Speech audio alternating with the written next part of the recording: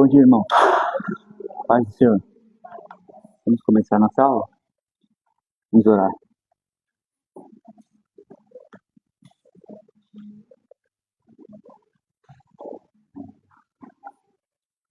Pai, mais um dia nós estamos na Tua presença, te agradecendo a oportunidade que o Senhor nos concede nesta manhã de estar aqui na Tua casa para falar mais uma vez da Tua palavra.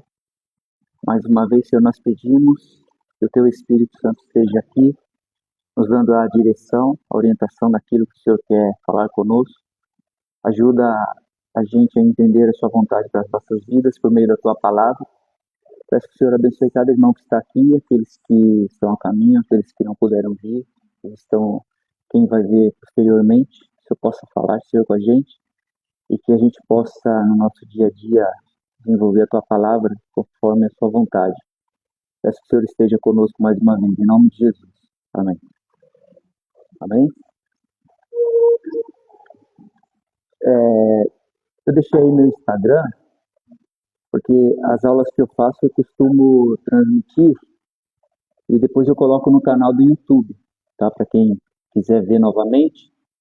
Então, pelo meu Instagram, tem um link lá na bio que vai levar para o canal do YouTube. Então, quem quiser ver, por exemplo, a aula da semana passada está lá já, tá? Então, quem quiser, é só adicionar no Instagram e lá na minha bio, que o link vai estar lá, do canal, tá bom? Tudo bem? Vamos dar, então, prosseguimento. Você quer voltar? É que... Tá. Deixa aí. Vamos dar prosseguimento ao tema que a gente começou semana passada.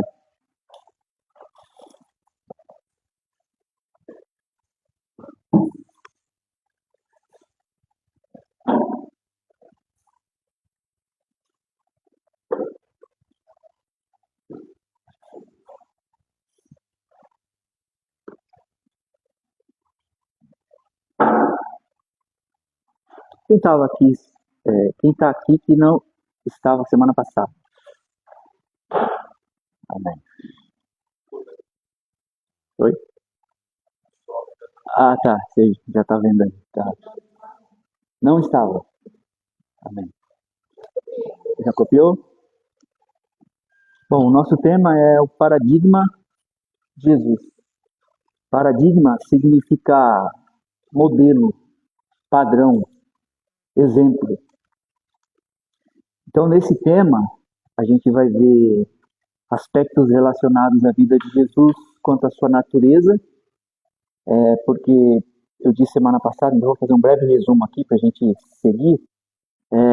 Jesus, ele, diferente da Trindade, o nosso Deus é uma Trindade, Pai, Filho e Espírito Santo, a Trindade são três pessoas numa única divindade, né? A pessoa do Pai, a pessoa do Filho, a pessoa do Espírito Santo. Numa única natureza, né? Eles compartilham de uma única natureza, a natureza divina, e de forma que eles são um único Deus verdadeiro. Então, o nosso Deus é uma Trindade. Jesus, ele é diferente. É aquilo que nós chamamos na teologia de união hipostática, que significa que Jesus, ele é uma pessoa, uma única pessoa, mas ele possui duas naturezas, né, no caso. A natureza divina, porque ele é Deus, e a natureza humana, porque ele se tornou um de nós, um ser humano. Tá? Então, a gente precisa entender, principalmente esse aspecto da natureza humana de Jesus, porque é nesse sentido que nós temos que nos assemelhar a ele. A gente vai ver também detalhes sobre a obra redentora de Jesus. O que de fato Jesus veio fazer por nós? O que de fato Jesus fez na cruz? E como eu disse semana passada, quando eu falo nós, eu não me refiro só aos seres humanos. Eu me refiro a toda a criação. Porque Jesus redimiu na cruz não só a nós, seres humanos, mas toda a criação. Porque toda a criação foi afetada pelo pecado de Adão e Eva. Tá? Então, a gente vai ver com mais detalhes a obra de Jesus, o que ele fez por nós na cruz, tá? Por quê? Por que a gente está estudando esse tema? Porque a gente viu semana passada, e a gente deu um embasamento bíblico para isso, que a vontade revelada de Deus para nós é nos transformar à imagem do seu Filho. Ali, ó, nos transformar à imagem do seu Filho. Essa é a vontade de Deus para nós. Eu até disse semana passada, a gente às vezes fica numa paranoia de querer descobrir qual é a vontade de Deus para nossa vida, né? E a Bíblia responde essa nossa indagação. Qual é a vontade de Deus para nossa vida? Que nós nos tornemos a imagem de seu Filho. Em que aspecto? Na sua natureza moral. Quando eu falo de moralidade, eu estou falando do quê? De caráter. Então, nós precisamos ter o mesmo caráter, os traços do caráter de Jesus. Nesse sentido, a gente precisa ser parecido com Jesus, ter o mesmo caráter de Jesus. Também na questão espiritual. Da mesma forma que Jesus foi espiritual, nós devemos ser. E quando a Bíblia fala de Jesus, relacionado à sua espiritualidade, a Bíblia sempre vai dizer que Jesus, ele vivia, tudo que ele fazia na sua vida, no seu ministério terreno, era movido pelo Espírito Santo. Vamos lembrar?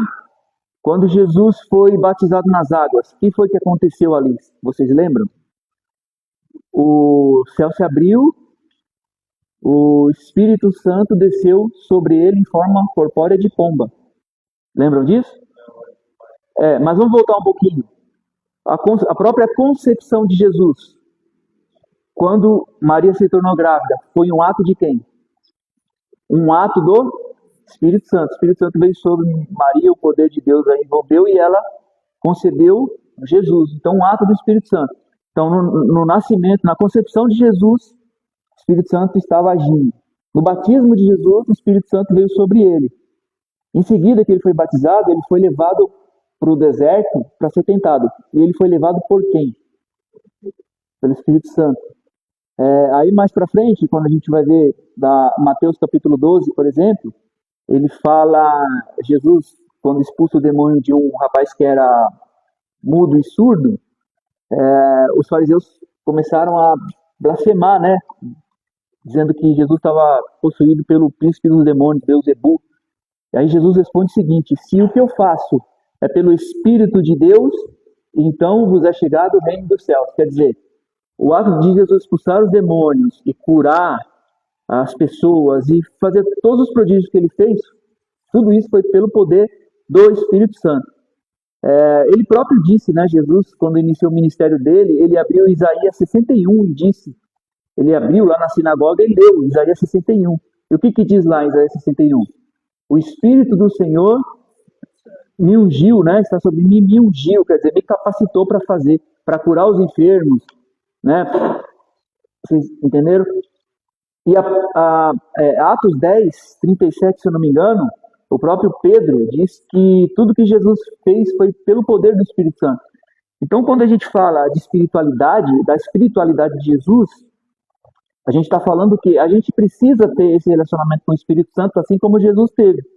Então, assim como Jesus se relacionava com o Espírito em toda a sua vida, nós também temos que ter esse relacionamento com o Espírito Santo, até porque a gente falou em outras aulas que a gente já fez aqui, que o Espírito Santo é o outro Consolador que foi enviado para estar com a gente todos os dias.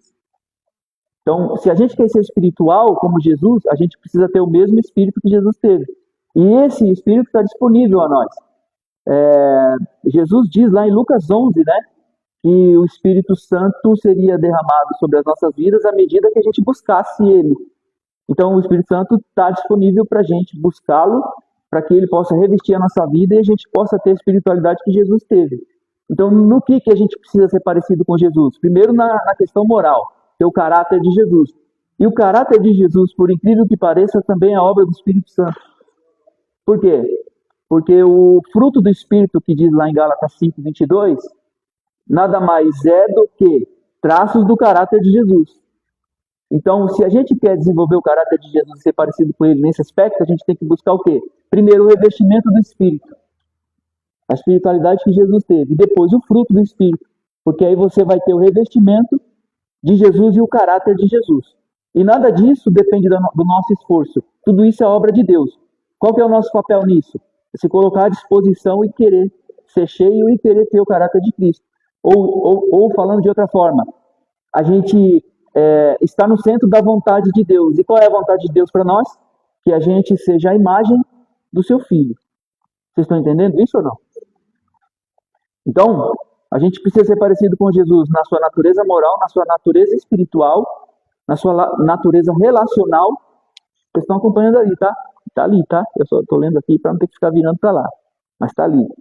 Depois, eu vou disponibilizar esse material em forma de apostila, lá no grupo da Escola Bíblica do WhatsApp, tá?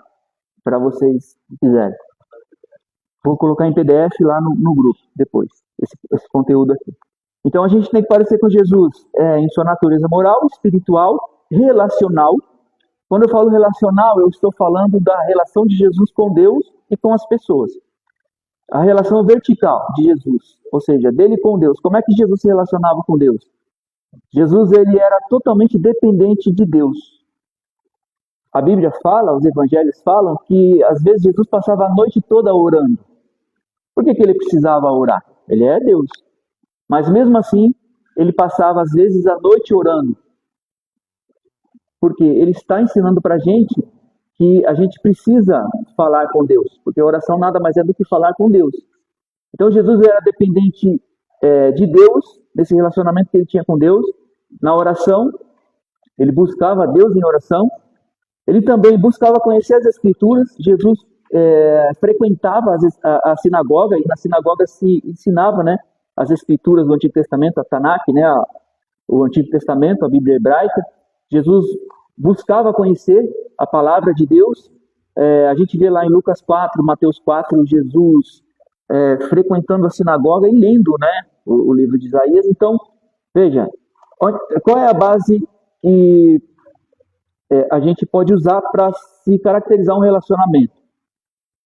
Precisa ter pelo menos duas coisas. A gente falar com alguém e a gente ouvir esse alguém falar com a gente.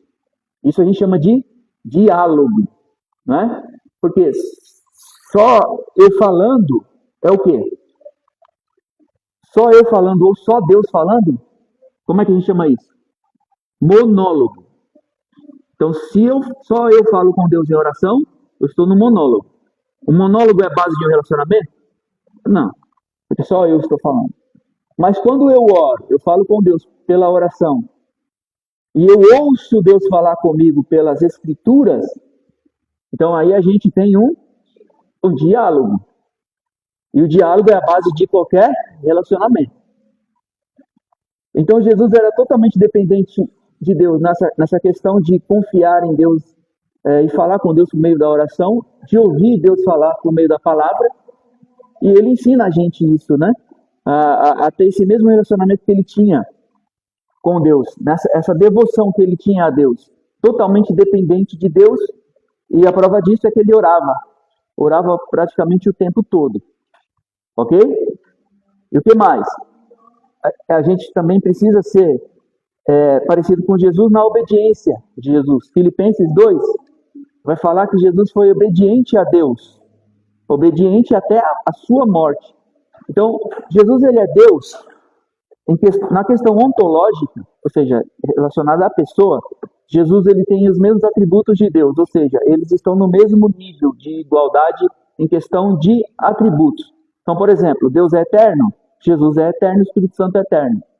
Deus é onipotente, Jesus é onipotente, o Espírito Santo é onipotente. Então, ontologicamente, eles são iguais, eles compartilham da mesma natureza ou da mesma divindade.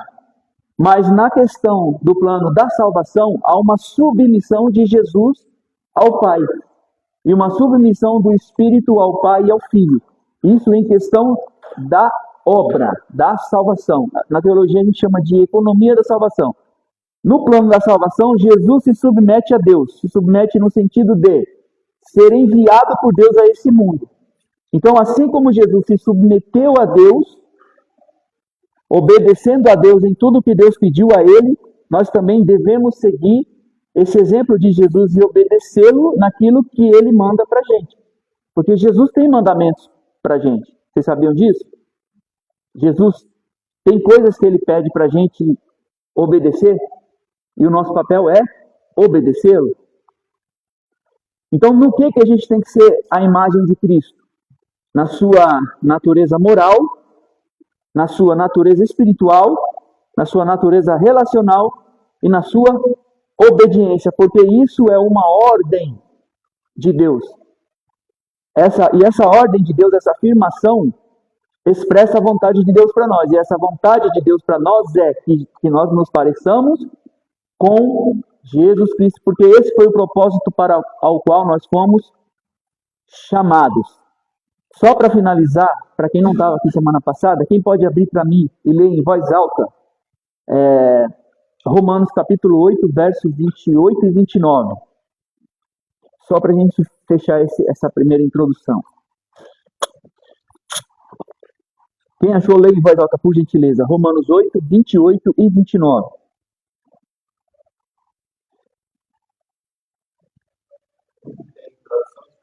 Não, pode ler na que você achar aí. Pois sabemos que todas as coisas trabalham juntas para o bem daqueles que amam a Deus, daqueles a quem Ele chamou de acordo com o seu plano. Porque aqueles que já tinham sido escolhidos por Deus, Ele também separou a fim de se tornarem parecidos com seu Filho. Está vendo? Aqueles que foram predestinados por Deus, ele também os separou para quê? Para sermos... Como é que está na versão de vocês aí? Finalzinho do versículo 29 de Romanos 8. Para sermos a imagem... Na Bíblia de vocês aí que abriu, está escrito isso mesmo? Sim ou não? Vocês estão aí? Vocês estão bem?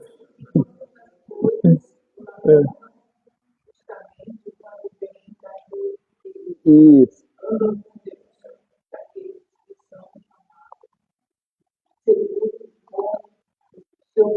Isso, 29. 29 olha, leia o 29 para você ver que interessante.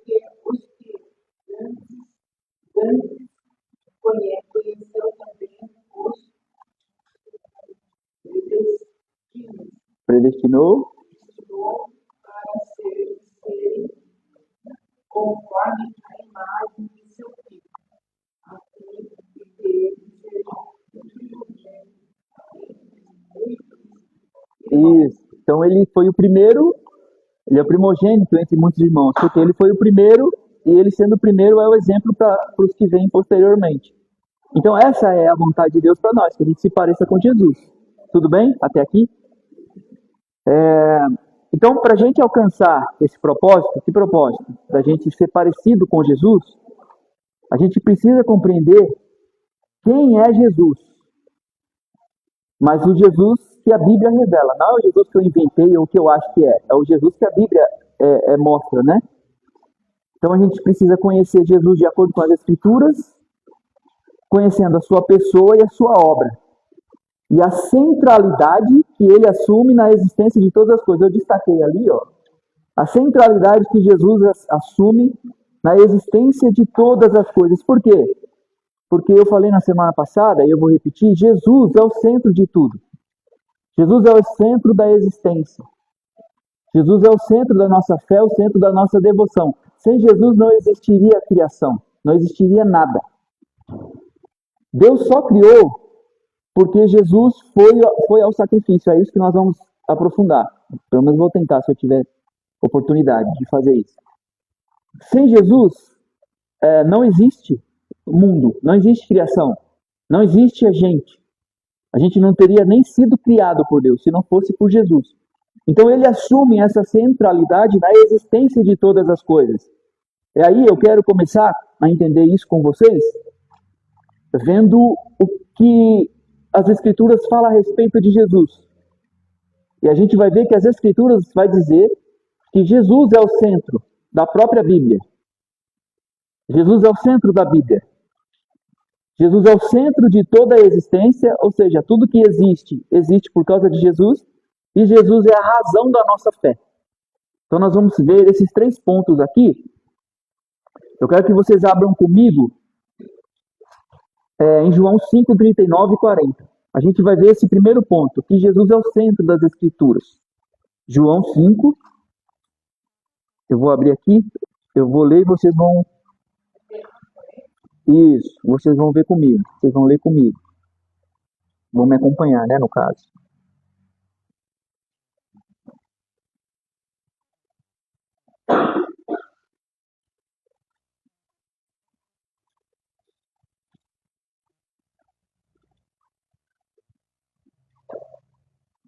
Acharam? Eu estou lendo na NVI, tá? Quero que vocês abram e acompanhem comigo. Por favor.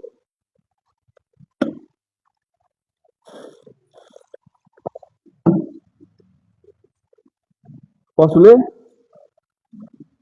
Diz assim, ó. Vocês estudam cuidadosamente as Escrituras, porque consideram que nelas tem a vida eterna. E são as Escrituras que testemunham a meu respeito. Verso 40. Contudo, vocês não querem vir a mim para terem vida. Então eu vou ler de novo o 39. Vocês estudam cuidadosamente as Escrituras, porque consideram que nelas tem a vida eterna. E são as Escrituras que testemunham a meu respeito, ou em outras versões, que testificam de mim.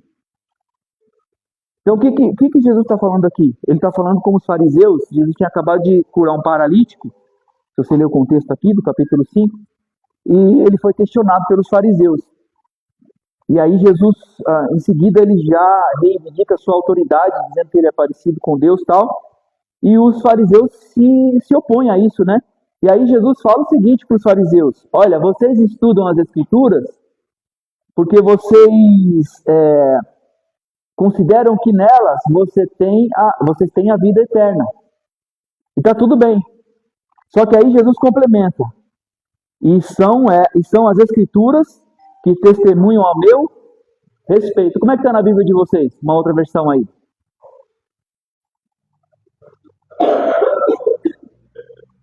Como é que tá? Quem pode ler aí o finalzinho do versículo 39? E são elas que testificam de mim. Primeiro, o que são as Escrituras que Jesus está falando aqui? É o Antigo Testamento. O Antigo Testamento era a Bíblia que existia já nos tempos de Jesus, tá? Os 39 livros do Antigo Testamento. Então Jesus está falando dos fariseus, dos doutores da lei. Vocês estudam as Escrituras porque vocês entendem que é pela observância dos mandamentos de Moisés que vocês vão alcançar a vida eterna. E aí, essa frase que Jesus fala no final é que eu quero chamar a atenção para vocês, para isso. E são elas que dão testemunho de mim. Quer dizer, Jesus está falando o seguinte: toda a escritura do Antigo Testamento está apontando para alguém. Para quem? Para ele próprio. Quer dizer que não se trata de Abraão, não se trata de Davi, não se trata de Josué, não se trata de Moisés. Se trata de quem? De Jesus. Todos esses homens, eles são tipos de Jesus, ou estão apontando para Jesus. Então isso é a primeira coisa que a gente tem que entender. A Bíblia, ela não se trata das experiências desses homens que a gente tanto adora. Somente aqui, a gente gosta muito do Davi, do Moisés, do exemplo desses caras. Tá? Mas a gente tem que lembrar que o homem perfeito que Deus deixou para a gente ser a imagem é de Jesus, não é de Moisés, não é de Davi, não é de Josué. Embora esses homens sejam homens de Deus, eles são coadjuvantes na grande história, onde o personagem principal é Jesus Cristo. Esses homens apontam para Jesus. Até porque esses homens todos foram pecadores, cometeram pecados. Por exemplo, Davi foi adúltero e assassino. Moisés foi assassino. Josué foi negligente. Todos esses homens tinham falhas. Mas eles apontavam para quem? Para a graça de Deus na vida deles, que apesar deles serem como eles eram, Deus ainda os usava, porque Deus tem um plano maior. E o plano maior de Deus era trazer Jesus ao mundo. Então ele tinha que constituir uma nação. Foi o que ele falou para Abraão lá em Gênesis capítulo 12. Abraão, sai da tua terra, da tua parentela, eu vou fazer de você uma grande nação. Por que Deus falou isso para Abraão? Porque Abraão era um cara sensacional, fora de série? Não, Deus falou isso para ele porque o plano de Deus era trazer Jesus ao mundo. Para isso, Jesus tinha que vir de um povo, tinha que vir de uma nação. Então Deus chamou Abraão para isso. E aí você pode ver no próprio capítulo 12 de Gênesis que Deus fala que através de Abraão seriam abençoadas todas as nações da terra. Como? Por meio do descendente de Abraão, todos os povos ou todas as nações da terra seriam abençoadas. que Deus está falando com isso? Que o descendente do Abraão seria Jesus Cristo e o sacrifício dele beneficiaria a todas as nações, não só Israel. Então, vou repetir, não se trata de Abraão, não se trata de Moisés, se trata de Jesus. Ele é o nosso exemplo. Ele é o nosso modelo. A vontade de Deus para nossas vidas é não que a gente pareça com Davi ou com Moisés, mas que a gente se pareça com Jesus Cristo. Tudo bem? Vocês entenderam isso ou não? Porque quem está falando isso é Jesus. Se Jesus está falando que toda a Escritura dá testemunho dele, quer dizer que ele é a razão pela qual os profetas existiram. Os patriarcas e todo mundo que existiu. Ok? Para que Deus levantou Israel? Para 3 propósitos. Eu já falei isso, mas eu vou repetir porque cabe aqui.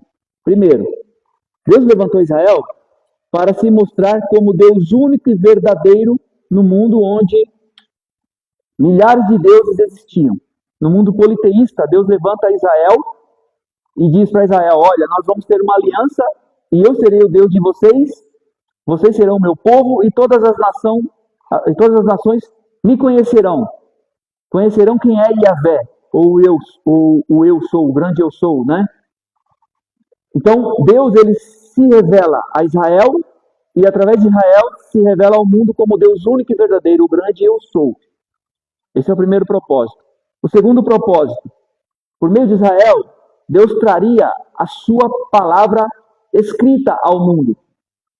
Por meio das teofanias de Deus, registradas por Moisés, por meio do registro dos profetas, todos eles, e pelo registro dos escritos, né, que é a divisão do Antigo Testamento hebraico, a Tanakh, né, lei, profetas e escritos.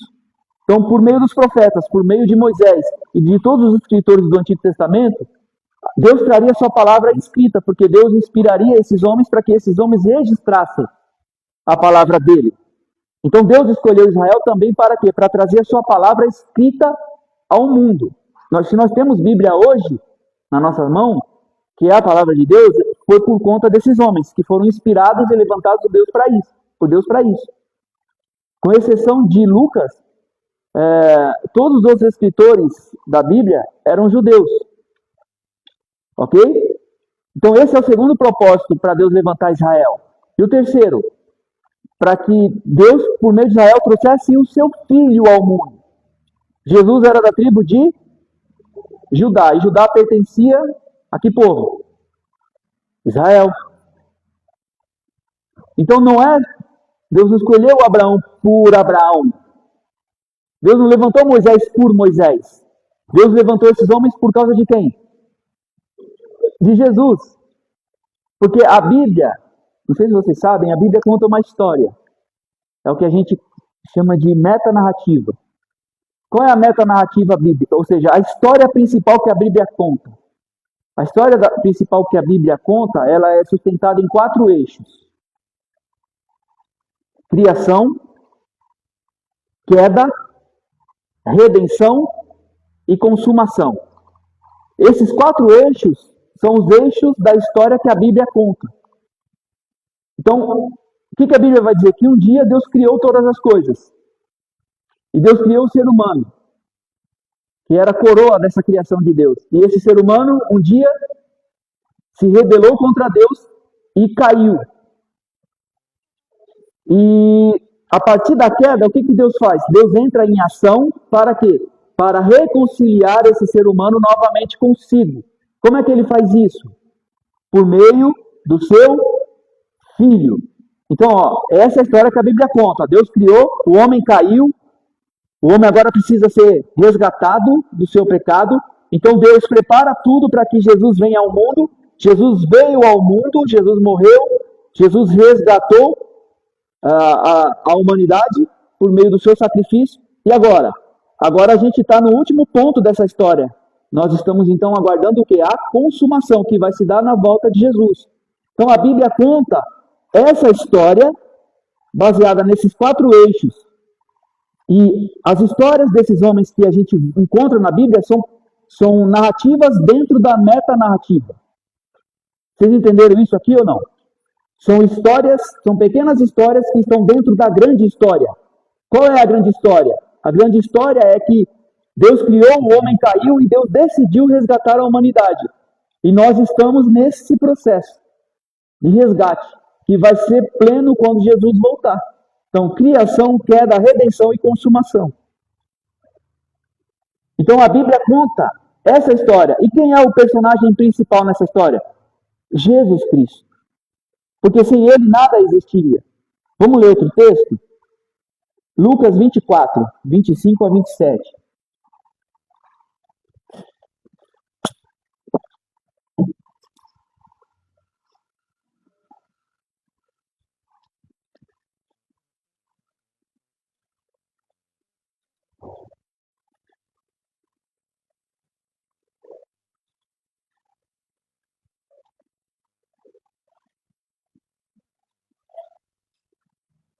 Tentando achar aqui. Eu ainda não me acostumei com esse aplicativo aqui.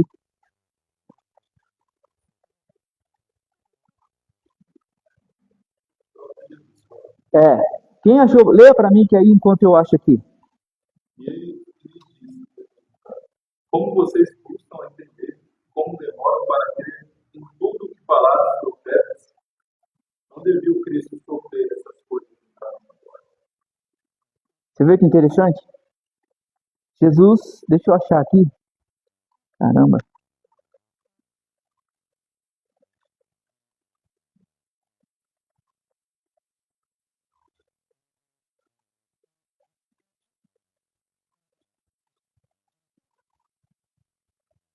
Essa hora que a gente percebe que a gente é um tiozão, né?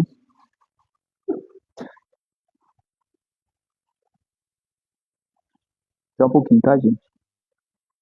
É que eu trouxe a minha Bíblia de papel, mas a letra lá eu não enxergo direito. Eu tô num processo de fazer uma cirurgia, então eu tô enxergando muito mal. Calma aí. O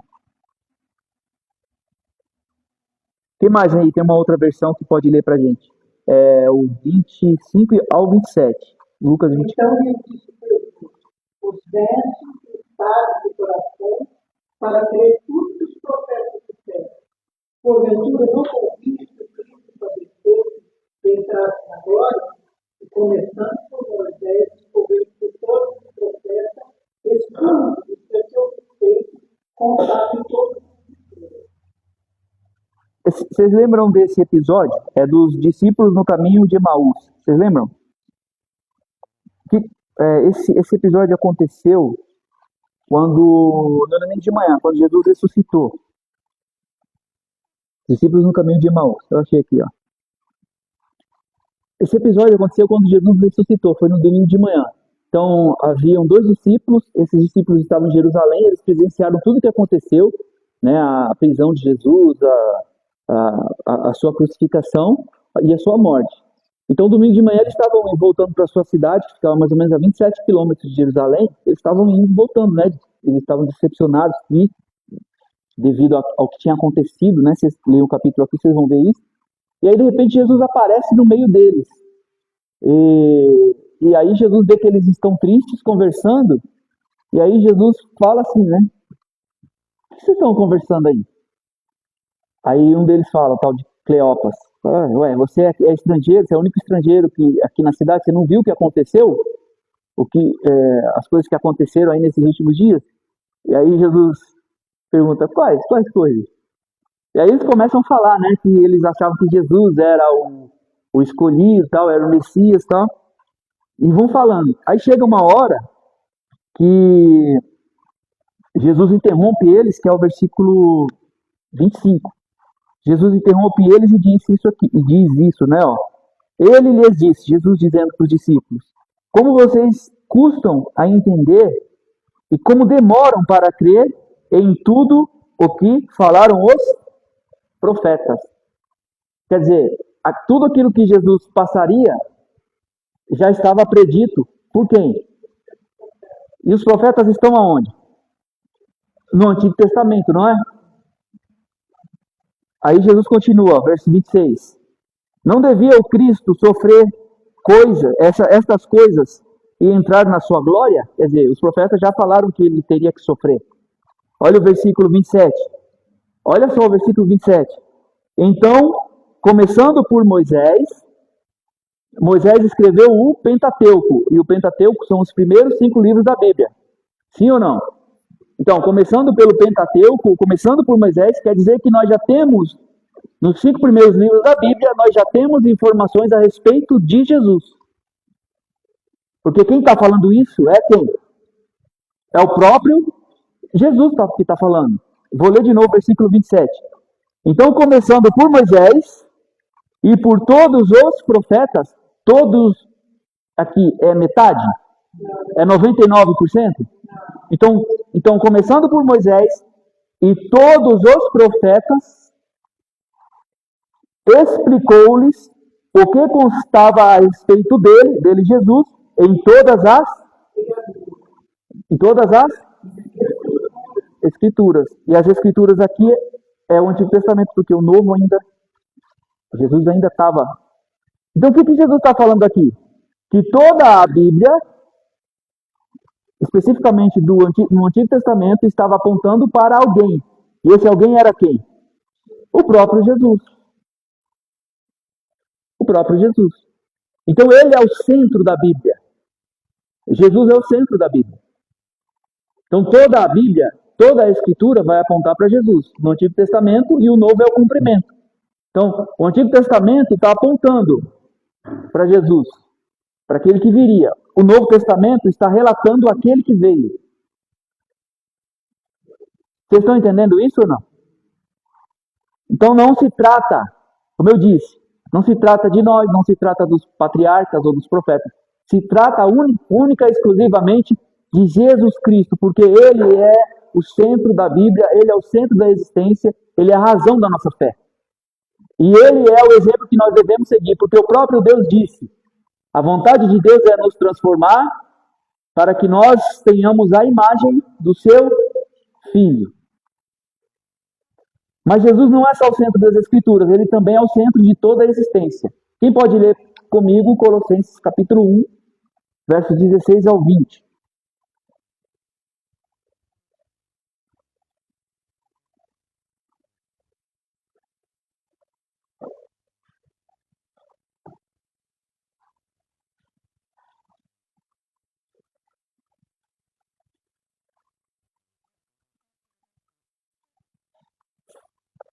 Colossenses,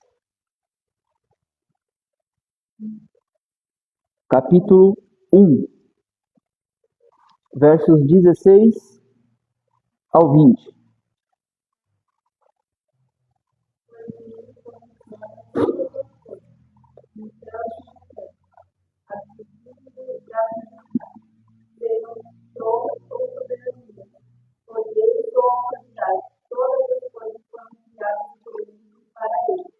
Ele é antes de todas as coisas, e ele tudo subsiste. Ele é a cabeça do corpo, que é a igreja, é o princípio e o primogênito, entre os mortos, para que tudo tenha a supremacia. Pois foi a graça de Deus que veio habitar toda a plenitude, e por meio dele reconciliar com o Filho todas as coisas, tanto as que estão na terra quanto as que estão no céu, estabelecendo a paz pelo seu sangue derramado na cruz. Vocês viram esse texto aqui? Está falando de Jesus. Voltando no versículo 15, na minha Bíblia está dizendo a supremacia de Cristo, é o título. Tem alguma Bíblia que o título é diferente? A obra de Cristo. Cristo é supremo. A suprema pessoa de Cristo. Olha que interessante. Aí no verso 15, voltando no verso que a Denise leu a partir do 16, mas voltando um verso, olha o que Paulo diz. Está falando de Jesus, tá? Ele é a imagem do Deus invisível, o primogênito de toda a criação. Quer dizer, por meio dele tudo foi criado. Ele é a imagem do Deus invisível. Quer dizer que aqui nós temos um detalhe que é importante a gente entender. A gente vai ver no Antigo Testamento que homens viram a imagem de Deus, ou viram Deus. Vamos dar um exemplo? A gente pode falar de Abraão, lá Gênesis 18, Gênesis 19, A gente pode dizer que Moisés viu, né? Deus. Lembra aquele episódio na fenda da rocha? Que Moisés viu as costas de Deus? Só que a gente vai ver que, na verdade, não foi Deus, o Pai, que esses homens viram. Não foi. Sabiam disso ou não? Não? Então vamos ler lá.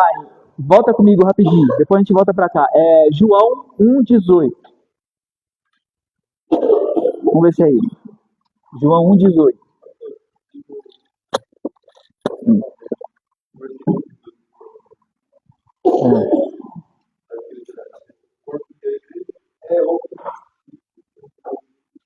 Isso.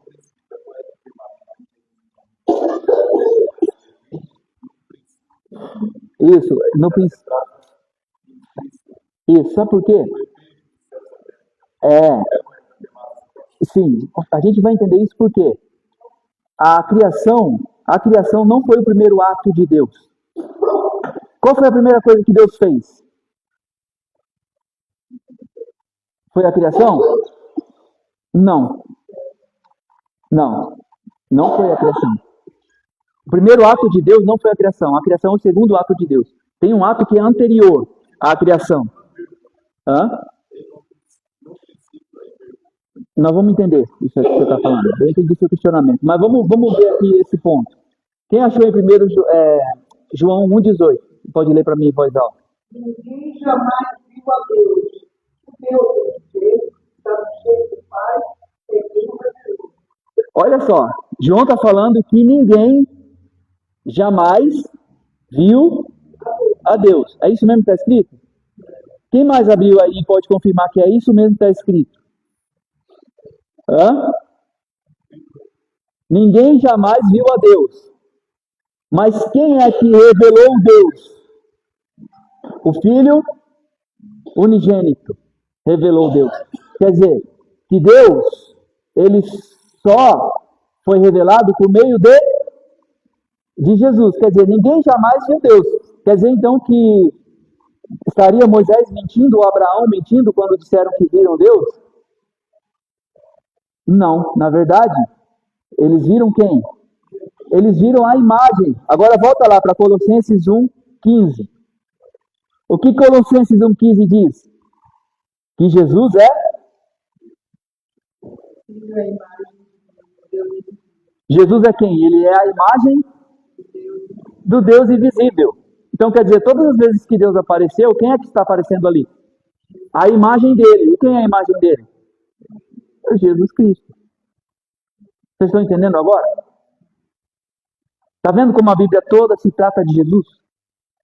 Agora vamos aprofundar um pouquinho mais aqui, nesse entendimento de Colossenses. Ele diz então, ele é a imagem do Deus invisível, Jesus, o primogênito sobre toda a criação. Quer dizer, por meio dele, toda a criação existe. Por meio de Jesus. Verso 16. Olha só. Por meio dele, por meio de quem? Por meio, quer dizer, através de Jesus, foram criadas todas as coisas, no céu e na terra, as invisíveis e as visíveis, sejam tronos, sejam soberanias, quer poderes, quer autoridades. Todas as coisas foram criadas por ele, todas as coisas foram criadas por ele, por quem? Então a origem é? E o destino? Porque todas as coisas foram criadas por ele e para. Quer dizer que tudo que existe por causa de Jesus e para Jesus. Vocês estão entendendo isso aqui ou não? Ele é antes de todas as coisas. E por meio dele tudo subsiste. Então, mesmo antes de Deus criar, Jesus já estava lá. E só foi criado por causa de Jesus. E tudo só subsiste por causa de Jesus. Então, Jesus também é o centro da existência. Tá? Então, Jesus ele é o centro das Escrituras. Ele é o centro de toda a existência. e ele é também a razão da nossa fé. Hebreus 12, 2. Vamos lá. Vocês estão entendendo isso aqui ou não? Sim ou não? Vocês querem fazer alguma pergunta? Então vamos lá. Hebreus 12, 2.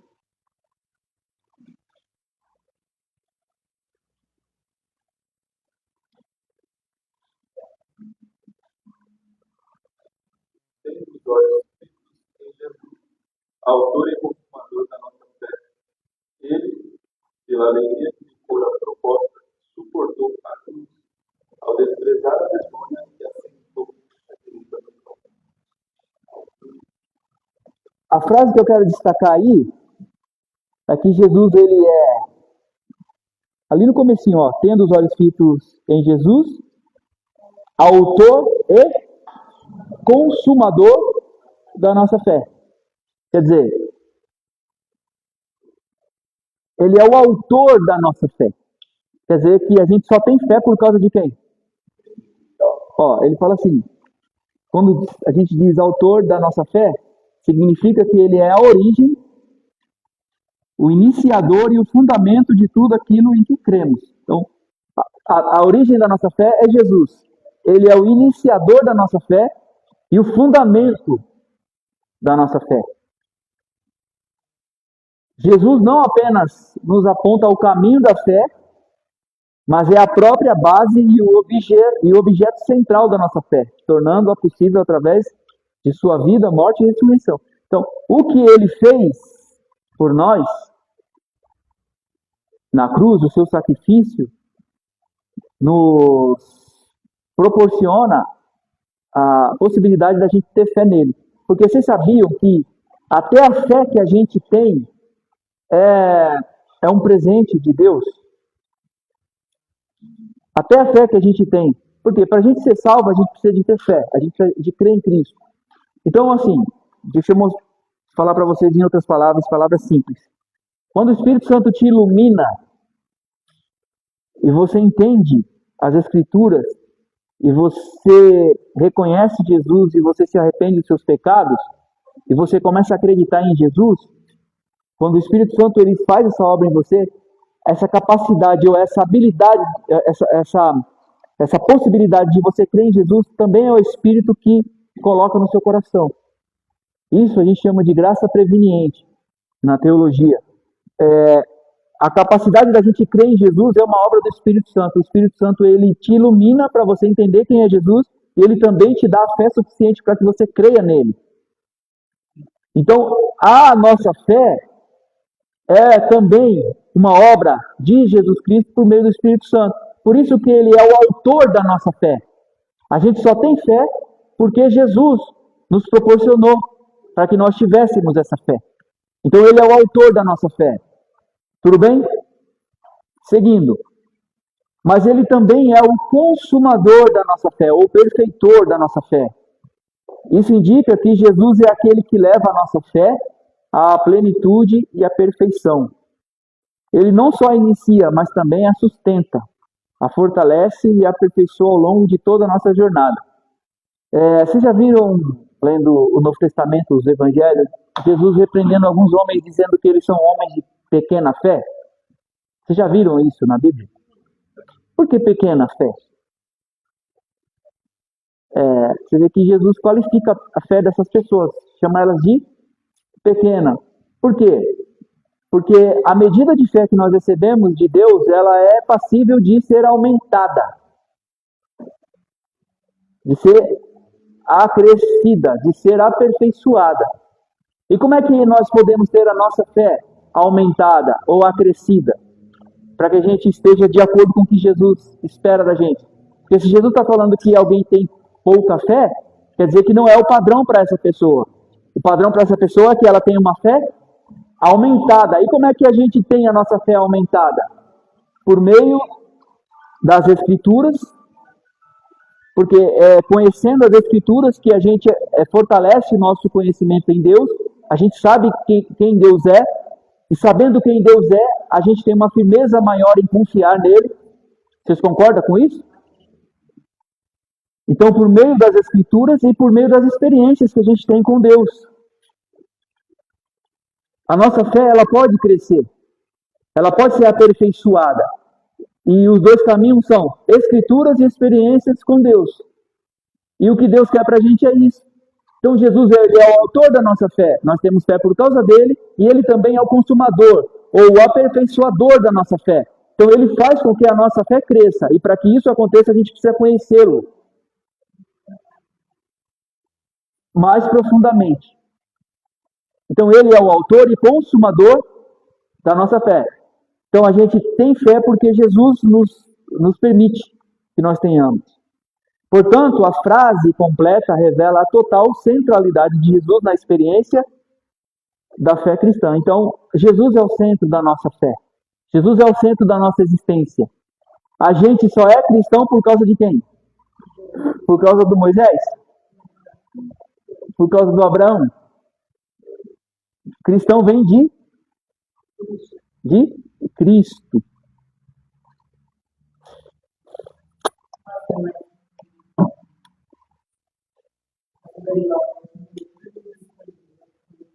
Sim, nós vamos ver isso mais pra frente. Diga, o que mais você quer falar?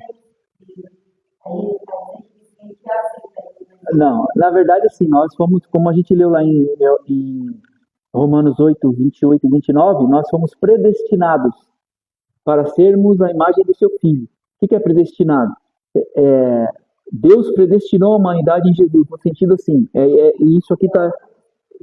Oi? Para esse fim, exatamente. Então, a gente foi criado para esse fim. Então, isso tem a ver com os movimentos de Deus que a gente vai entrar aqui e vai concluir na semana que vem. Antes mesmo de Deus criar, Deus ele já havia nos predestinado para a salvação.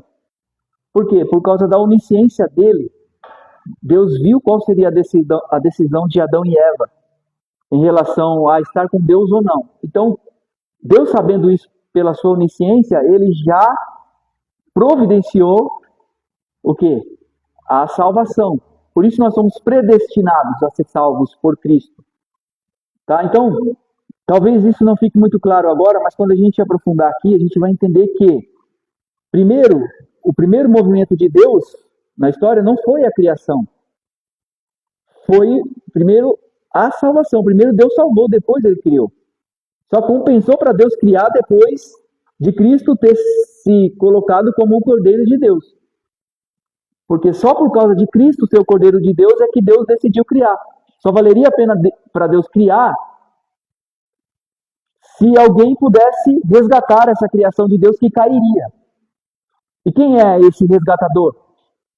Jesus Cristo. Então, por isso, tudo que existe só existe por causa de Jesus Cristo. Vocês estão começando a entender isso? Principalmente nós.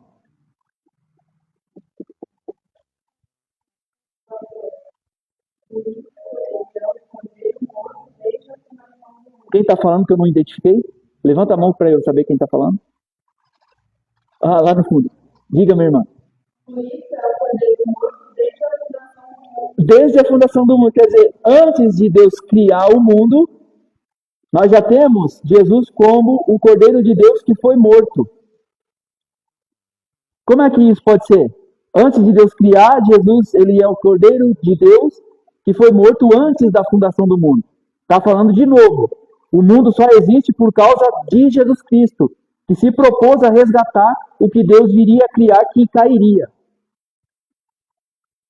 Mas isso é o que? É o que a gente vai ver. Mas vocês entenderam esse ponto aqui de Jesus ser o autor e consumador da nossa fé?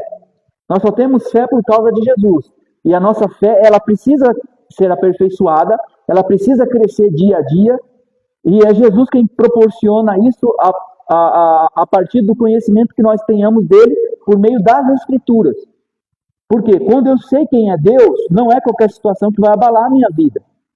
Quando eu conheço o Deus que eu sirvo, não é, sabe, talvez uma porta que se fechou ou uma enfermidade que vai abalar a minha fé. Que vai abalar, porque eu sei, sabendo quem é Deus, eu sei que Deus pode tanto me curar como não me curar. Conhecendo quem é Deus, eu sei que Ele pode permitir com que eu seja demitido do meu trabalho, mas eu sei que esse mesmo Deus que permitiu eu ser dispensado do meu trabalho é o Deus que diz que Ele vai me dar o meu pão de cada dia. Porque Jesus nos ensinou a orar assim: Pai nosso que estás no céu, né? O pão nosso de cada dia nos dai hoje. Aí nesse capítulo 6 de Mateus, depois vamos ler lá, leiam lá, fica como lição de casa. Leia o capítulo 6 de Mateus, vocês vão ver que Jesus fala para a gente não se preocupar com as coisas desse mundo, no sentido assim, não se preocupe com o que você vai vestir amanhã, com o que você vai ter amanhã. Por quê? Porque o Pai de vocês conhece vocês e cuida de vocês. Aí ele dá o exemplo dos passarinhos, né? Que cantam e que se alimentam. Quer dizer, o passarinho não se preocupa, o que eu vou comer amanhã? Por quê? Porque ele sabe que amanhã ele vai ter o seu alimento. E Jesus, ele dá essa firmeza para a gente, para que a gente não venhamos a nos preocupar com isso. Por quê? Porque ele cuida de nós. Então, se você perdeu, de repente, uma porta, pode ser que Deus esteja trabalhando para te colocar em outro momento, em outro lugar, e que seja até melhor. Mas quando eu conheço Deus da Bíblia, eu não vou me preocupar com isso, porque eu sei que Ele está cuidando de mim. Então isso é fé, é confiar apesar das circunstâncias. Possa ser que eu fique enfermo e Deus não me cure, mas o fato dele não me curar não quer dizer que Ele não esteja comigo. Mas a despeito disso, Ele vai estar dizendo para mim que eu vou estar com você o tempo todo, não importa se é na doença ou se é na saúde. Vocês estão entendendo isso aqui ou não? Isso é fé. E a gente tem essa fé como? Conhecendo quem é o Deus das Escrituras. E esse conhecimento vai nos levar a ter experiências com Ele. Tudo bem?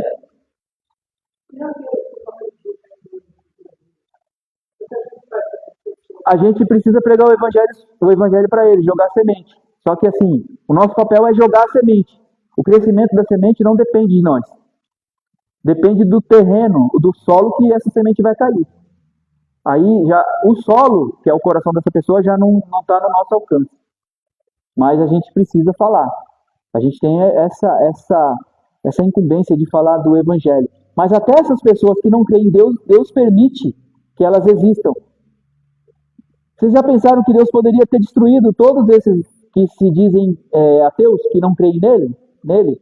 Deus já poderia ter destruído essas pessoas, não poderia? Poderia. Por que Ele não fez isso? É o terceiro movimento de Deus que a gente vai ver aqui. Deus, pela sua graça, Ele permite que essas pessoas vivam. E a gente? A gente aqui aceitou Jesus, recebeu Jesus, a gente já poderia ter ido para o céu, não já poderia? Porque Deus, Deus fala assim, ó, aquele lá já me aceitou, então, opa, vamos, traz para cá, é meu já. Por que a gente está aqui? Olha só, o ateu está aqui por um motivo, e nós estamos aqui também por um motivo. Por que o ateu está aqui? Deus não destruiu ele, ou aqueles que não receberam Jesus ainda, por que Deus não destruiu eles? Porque Deus quer que essas pessoas ouçam o evangelho. E por que a gente que aceitou Jesus está aqui ainda e não foi levado para Deus? Porque Deus quer que a gente pregue o evangelho. Vocês estão entendendo isso aqui ou não? Então, essas pessoas estão sendo sustentadas por Deus porque Deus quer que eles ouçam. E nós como igreja, estamos aqui na terra ainda porque Deus quer que a gente pregue para esses aqui. Você entendeu qual é o seu papel? Qual é o nosso papel? Né? Em resumo, olhar para Jesus como autor e consumador significa reconhecer que Ele é tanto o iniciador quanto o modelo perfeito de fé, o sustentador e o aperfeiçoador dela em nós, e o alvo para o qual toda a nossa confiança deve estar dirigida. Jesus é a razão da nossa fé. Ele é o motivo, Ele é o originador, o aperfeiçoador e a razão da nossa fé. É um convite para fixarmos nossos olhos nele em cada etapa da nossa vida de fé. Então, você foi salvo por Jesus para um propósito. Para quê? Para ser parecido com Jesus. E a cada dia isso vai sendo trabalhado nos nossos corações. Isso é um processo. A gente não vai parecer com Jesus, nesses aspectos que eu já falei, do dia para a noite. Isso vai ser a nossa vida toda. A gente vai passar a nossa vida toda aqui sendo moldado por Deus. Nós vamos alcançar a perfeição quando? Quando nós tivermos nossos corpos transformados por Jesus na ressurreição. E nesse momento a gente vai alcançar a perfeição, mas até lá a gente está em processo. Aí nós seremos literalmente igual a Ele, na sua natureza. Mas Deus quer que esse processo se inicie na nossa vida a partir do momento que a gente reconheceu Jesus como Salvador. Então, a partir daquele momento, a gente está em processo de transformação. A cada dia a gente está sendo moldado e transformado por meio do fruto do Espírito, de modo que a gente pareça cada vez mais com o Filho de Deus, que é Jesus, no seu aspecto humano, como eu já falei aqui, na sua espiritualidade, na sua devoção, no seu caráter, é nesse sentido. Tudo bem? Vocês estão entendendo? Para a gente já caminhar para o final. Vejamos agora a centralidade de Jesus por meio dos movimentos de Deus na história. Então, a gente já percebeu, já entendeu que Jesus é o centro da Bíblia. Não se trata dos patriarcas nem dos profetas, mas de Jesus. Todos esses homens apontam para Jesus. Jesus, ele sempre é uma versão perfeita daqueles homens do Antigo Testamento. Por exemplo, o maior rei de Israel, quem vocês acham que foi o maior rei de Israel? Davi? Seria Davi? O maior rei de Israel? A gente acha que é, mas não é. A própria Bíblia diz que o maior rei de Israel se chama Ezequias. Foi o maior rei. A Bíblia fala em reis lá, no livro de Reis, que não houve um rei igual a Ezequias. Ezequias foi assim, de todos os reis de Israel e de Judá, ele foi o que mais chegou perto daquele padrão que Deus exigiria. Porém, Ezequias, ele morreu. Ele morreu. Ele foi um rei bom, um rei perfeito, mas ele morreu. Mas a Bíblia aponta para um rei que ele é perfeito, mais do que Ezequias, e ele tem um diferencial. Esse rei, ele nunca vai morrer. Quem é esse rei? Então, Ezequias, ele é um modelo, é um tipo de quem? De Jesus. Quer dizer, Ezequias está apontando para um rei perfeito, só que esse rei perfeito, que é Jesus, ele nunca vai morrer. Então, eu quero que vocês entendam o seguinte, tudo que está apontando, que está sendo mostrado no Antigo Testamento, está apontando para alguém que é perfeito. Existe um Jacó perfeito. Existe um Moisés perfeito. Por exemplo, José. José é um tipo clássico de Jesus, apontando para Jesus assim claramente. José foi vendido por seus irmãos, sim ou não? Jesus foi vendido? José foi por 20, né? Se eu não me engano. Eu sei que José foi menos, mas Jesus foi vendido assim como José. José foi para uma terra estranha. Jesus deixou sua glória e veio viver aqui com a gente. Se você ver a história de José, é a história de Jesus. Porque é um tipo, é um espelho. Vocês estão entendendo isso ou não? Então a gente entendeu que Jesus é o centro da Bíblia, ele é o centro da existência e ele é a razão da nossa fé. Agora a gente vai ver isso de outra forma, conhecendo os movimentos de Deus na história. Ou seja, por meio dos movimentos de Deus na história, a gente vai ver que Jesus Cristo sempre foi e sempre será a razão de tudo existir, o objeto e o ser que precisa ser adorado pela sua igreja e o exemplo a ser seguido por nós. Ok? Os movimentos de Deus na história. A primeira afirmação, então, que eu vou fazer é que Deus está em movimento. Como é que eu sei disso? Foi o próprio Jesus que disse isso, né? Dentro da casa de Zaqueu. Vocês lembram desse episódio lá de Jesus na casa do publicano, do chefe dos publicanos, Zaqueu? Foi o Zaqueu que subiu na árvore para ver Jesus, né? Então, nesse episódio, Jesus faz uma afirmação, que é o que a gente vai usar de base aqui. Olha o que Jesus diz lá, em Lucas 19:10. Ele dizendo para o Zaqueu: porque o Filho do Homem veio buscar e salvar o perdido, ou o que se havia perdido. Então, Jesus, com essa afirmação, ele tá falando o seguinte, que Deus, ele está em movimento. Eu destaquei ali, ó. Veja, Jesus veio, ele está vindo, ó. Então, ele está em movimento, não é? Está vindo. Buscar, um outro movimento. Salvar, outro movimento. Então, Deus veio buscar o que se havia perdido. Deus está em movimento. Jesus disse que o Filho do Homem veio buscar e salvar o que se havia perdido. E essa informação já basta para entendermos que Deus está em movimento.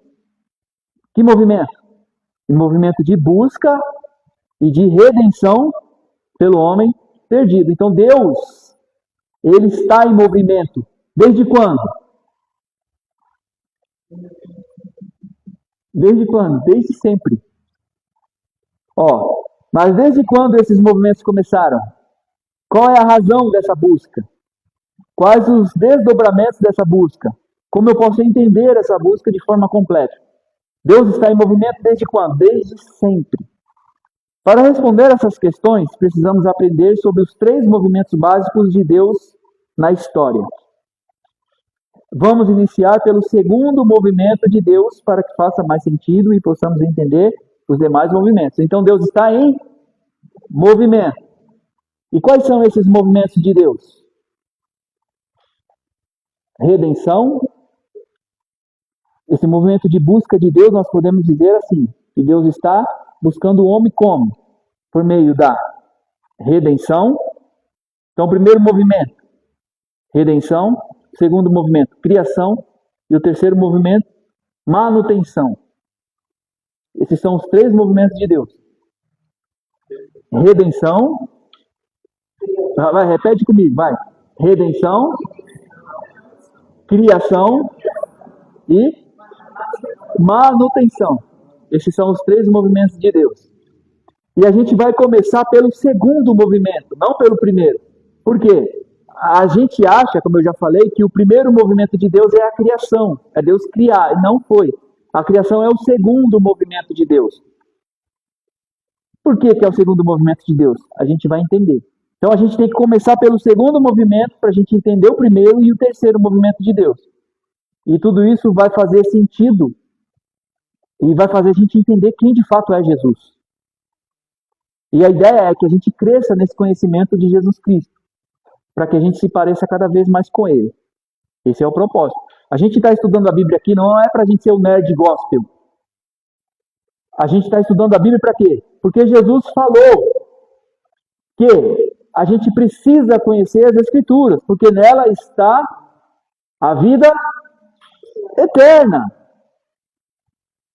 A gente estudar a Bíblia, irmãos, entenda uma coisa. Estudar a Bíblia não é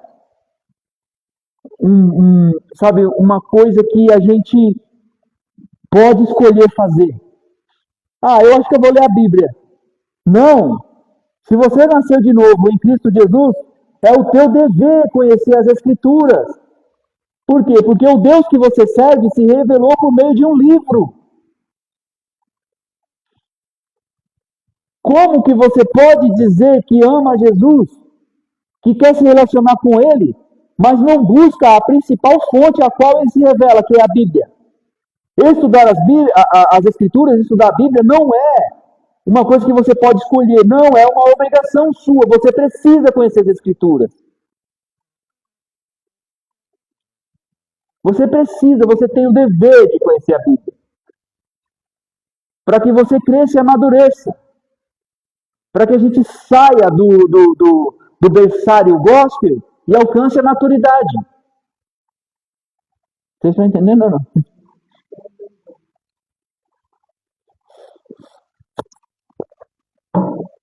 Tudo bem? Posso seguir para a gente já caminhar para o final? Faltando 10 minutos. Então a gente vai iniciar pelo segundo movimento de Deus. E qual é o segundo movimento? Criação.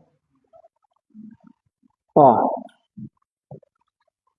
Deus criou um universo transitório. Eu já estou dando um grande spoiler aqui desse movimento de Deus. Deus criou um universo transitório. Ó, o segundo movimento de Deus tem a ver com a criação. Deus criou o universo, os seres vivos, os vegetais, as leis naturais, tudo o que conhecemos. E o que iremos conhecer e o que não iremos conhecer. Tem coisas que a gente ainda não conheceu da criação. E a gente não vai conhecer. Por quê? Porque a criação de Deus, ela para nós, assume até um aspecto infinito, né? Embora não seja infinito, a criação não seja infinita, porque o único infinito é Deus. E se Deus criou, então quer dizer que a criação não é infinita. Então, por mais que a gente conheça muita coisa, ainda mais hoje com a ciência tão avançada, vai ter coisas que a gente ainda não vai conhecer, tá? Mas tudo é criação de Deus. E todo dia eu descubro que eu sei menos. A Bíblia é assim. Quanto mais a gente conhece a Bíblia, mais a gente percebe que a gente não sabe nada. Certo? Ó, agora perceba, ó. As palavras usadas por Deus para classificar sua própria criação são: viu Deus que era bom. Aí eu pergunto para vocês: bom é maior ou menor do que ótimo? Menor, né? Bom é maior ou menor que excelente? Menor. Deus poderia ter criado, e ao fim de cada dia criativo, ele poderia ter dito assim: eis que isso ficou excelente. Eis que isso ficou ótimo. Mas por que ele disse bom, não ótimo ou excelente? Pode melhorar? Hã? Isso. Então, na verdade, Deus criou o homem perfeito. O que corrompeu isso foi o pecado. Mas a ideia de Deus é transformar a gente de novo nessa primeira perfeição. E isso vai acontecer quando? No novo céu e na nova terra. Isso. Deus nos criou com a possibilidade do pecado. Só que nesse novo mundo dele, essa possibilidade não vai mais existir. Entendeu? Por isso, vocês estão começando a entender. Mas olha só. Por que Deus usaria uma palavra como bom para definir a sua criação? Por que Deus não classificou sua criação como ótima ou excelente? Então, o questionamento que a gente faz é esse. Deus poderia ter dito que ficou excelente. Poderia ou não? Mas ele disse que ficou bom. Por quê? Essa pergunta a gente deixa no ar. Tá? Outro ponto aqui, ó. O relógio do juízo final, ou o relógio da meia-noite, ou o relógio do Apocalipse. Vocês já ouviram falar desse relógio? Não?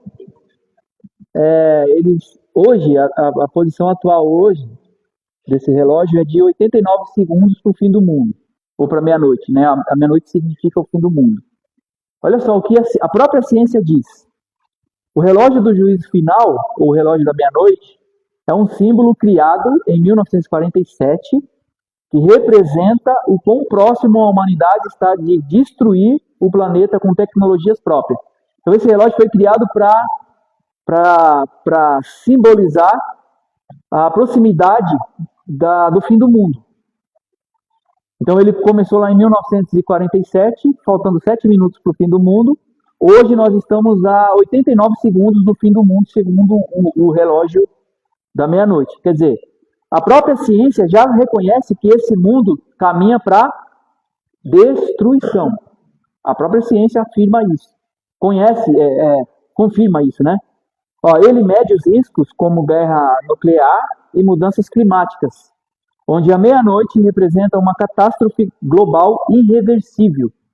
Então, a ciência já reconhece que esse mundo caminha para a destruição. Contudo, a Bíblia, já apontava que tudo o que conhecemos a nível de planeta Terra caminha para a destruição. A Bíblia já falava isso. Quem pode abrir comigo lá em 2 Pedro 3, 7 e 10.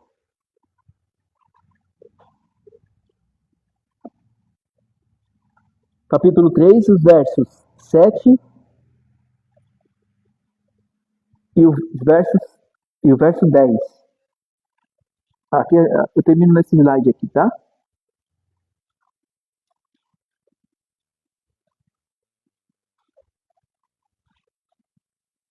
Acharam? Eu posso ler? 2 Pedro, capítulo 3, o verso 7 e o verso 10. Posso ler? No entanto, agora pela mesma palavra, os céus e a terra que agora existem estão reservados para o fogo, guardados para o dia do juízo e para a destruição dos ímpios. Os céus e a terra que agora existem estão reservados para o fogo. Está diferente na Bíblia de vocês?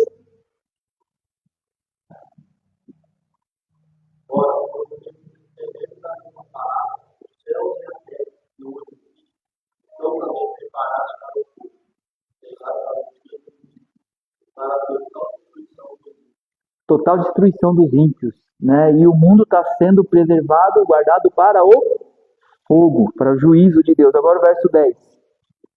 No entanto, o dia do Senhor virá como um ladrão. Os céus desaparecerão com um grande estrondo. Os elementos serão desfeitos pelo calor, e a terra e tudo que houver nela ficará exposta. Também está falando aqui de destruição. Os céus desaparecerão com um grande estrondo e os elementos serão desfeitos pelo calor. O fogo lá que ele fala no verso 7. Então veja que a própria Bíblia, tem outros versos aqui, tem outros versos, principalmente em Apocalipse, que fala da destruição do mundo. Mas a Bíblia já apontava que esse mundo ele foi criado e ele caminha para destruição.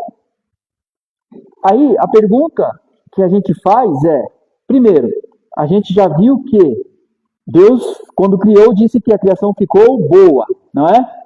Poderia ter ficado excelente, mas ficou boa. Esse é um questionamento. Um segundo questionamento. A Bíblia diz que esse mundo ele caminha para a destruição.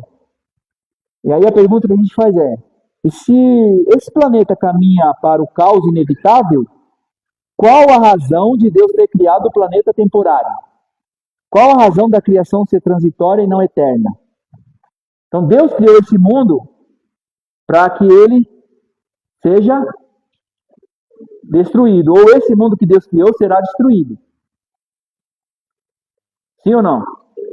Aí a pergunta é, por que Deus criou um mundo que será destruído?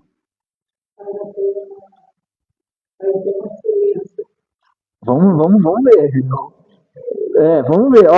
Seria Deus, olha a pergunta que eu faço, seria Deus se preparando para os nossos movimentos? Para a funcionalidade. Talvez. Mas veja, seria Deus se preparando para os nossos movimentos? Ou seja, esse mundo que Deus criou, ele já criou pensando em alguma coisa? Ou já criou sabendo de alguma coisa? Vamos lá. Vocês estão entendendo? Aqui é o relógio da meia-noite, tá? Tá faltando um pouquinho para meia-noite, tá? Olha lá. Outra coisa, aqui a gente termina. Você já percebeu que o primeiro livro da Bíblia e o último livro da Bíblia apresentam cosmologias diferentes? O que é cosmologia? É a forma como o mundo funciona. Por exemplo, em Gênesis, quando a gente lê lá, principalmente nos dias criativos, né, no capítulo 1 lá de Gênesis, a gente vê que a cosmologia lá, ou seja, como a contagem do tempo funciona, e como o tempo funciona lá, é baseado em dia e noite, sendo o Sol responsável por iluminar o dia, e a Lua e as estrelas para iluminar a noite. Aí isso está em Gênesis 1, 14 a 16. Quer dizer, Deus, logo no começo, quando Deus cria, Deus separa dia e noite. E o Sol governa o dia. No quarto dia da criação, o Sol é criado junto com a Lua e as estrelas. E a partir desse dia o tempo começa a ser contado. Então o tempo é criado no quarto dia. O tempo cronológico, né? O Cronos, é criado no quarto dia por Deus. E o Sol, ele ilumina de dia e a Lua de noite. Então o tempo é contado assim, em dia e noite. Então essa é a cosmologia de Gênesis. Vocês entenderam isso aqui ou não? Como que o tempo é contado lá? Dia e noite, né? O Sol governa de dia e a Lua de noite, com as estrelas. Mas quando abrimos a Bíblia nas páginas do Apocalipse, percebemos que a cosmologia que funciona lá não é a mesma do primeiro livro, não é a mesma do Gênesis. Por quê? No Apocalipse, não tem tarde, manhã ou noite, não tem sol, não tem mar, não tem lua, não tem contagem de tempo algum. Então veja, a cosmologia de Gênesis é dia e noite, e o tempo é contado a partir dali. Só que no Apocalipse não tem noite. No Apocalipse não tem sol. Não é o sol responsável pela contagem do nosso tempo? Sim ou não? Só que lá na cosmologia do Apocalipse não tem sol. Se não tem sol, quer dizer que o tempo lá não é contado. Então lá é o quê? É a eternidade, porque a eternidade é a ausência do tempo. Vocês perceberam que são cosmologias diferentes? Sim ou não? No Gênesis a gente tem o dia. Hoje, né, a gente está na cosmologia do Gênesis. Hoje a gente tem dia e tem noite. Só que no Apocalipse não tem. No novo mundo de Deus não tem mais o sol. Não tem mar, não tem lua, não tem estrelas. Só tem o que lá? Tem Deus. Deus é quem vai iluminar, né? Aí a pergunta que a gente faz é... A próxima pergunta que vem é a seguinte: se no começo da Bíblia existe uma cosmologia que é diferente da cosmologia apresentada no final dela, qual das duas é mais importante? Então, a cosmologia de Gênesis é uma, a do Apocalipse é outra. Qual dessas duas cosmologias é mais importante? A do Gênesis? Eu coloquei tudo ali para vocês copiar, né? Para vocês. Mas vocês estão entendendo a lógica aqui ou não? Ó, a forma mais honesta de responder a essa questão é perguntando qual das duas cosmologias durará para sempre. E a resposta dessa questão aponta para a cosmologia do Apocalipse e não para a cosmologia do livro de Gênesis. Quer dizer, qual que é a cosmologia que é mais importante para Deus? A que vai durar? E qual que vai durar para sempre? Do Gênesis ou do Apocalipse? Do Apocalipse. Aí a gente faz outra pergunta. Aí vem, né, essa outra pergunta. Se a cosmologia da preferência de Deus é a do Apocalipse, então por que no Gênesis Deus inicia o mundo com aquela cosmologia passageira? Aliás, essa mesma cosmologia é que nos encontramos agora, né? É dia e noite, é o que a gente tem hoje. Ou seja, nós vivemos numa cosmologia que está condenada a mudar. E por que Deus fez isso? Por que Deus criou uma forma temporária de cosmologia? Seria Deus se antecipando ao nosso movimento? Qual é o nosso movimento? Vocês sabem responder? Mas vocês estão começando a entender isso aqui ou não? Primeiro, Deus criou um mundo que ele diz que é bom, não excelente. Segundo, ele criou um mundo que vai ser destruído. Terceiro, nós temos duas cosmologias, ou a forma como o mundo funciona. Uma que é temporária e outra que vai ser eterna. A que Deus prefere, com certeza, é eterna. Mas por que ele criou, então, com uma cosmologia temporária? Será que Deus já sabia de alguma coisa e por isso ele criou o mundo transitório? Então, na semana que vem a gente aprofunda mais um pouco isso. Tudo bem?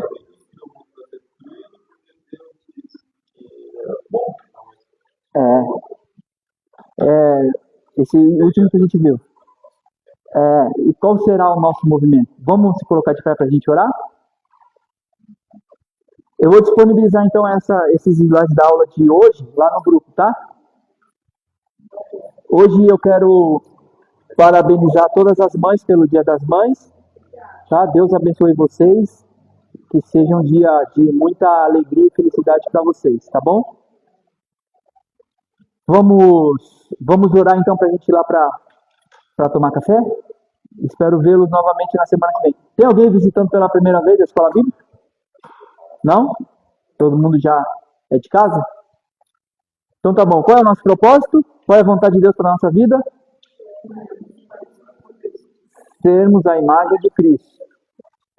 No seu aspecto espiritual, moral é caráter, relacional e obediente. Essa é a vontade de Deus para a nossa vida. Vamos orar então?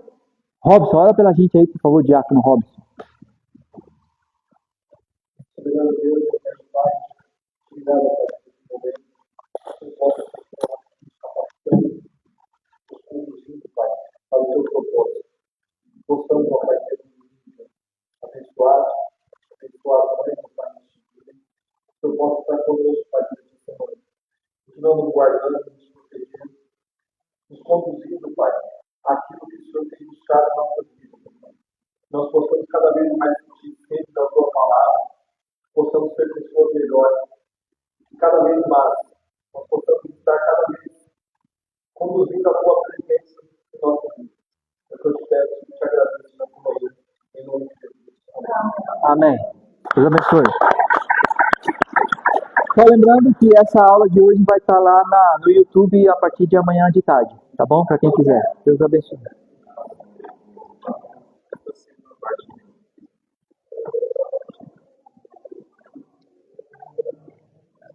Vai. Vai. Madruguinha ou madruga aí? Madruguinha.